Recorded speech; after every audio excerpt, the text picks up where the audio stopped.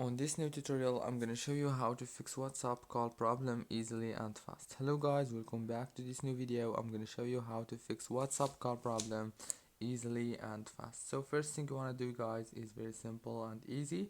Just open the settings on your phone like this and then go to the apps manager.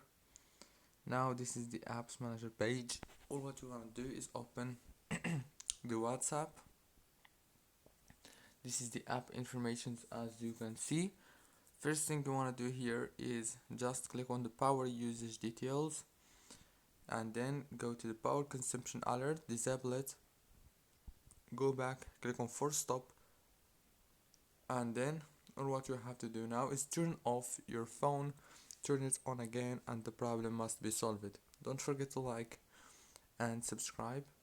Thank you for watching until the very end.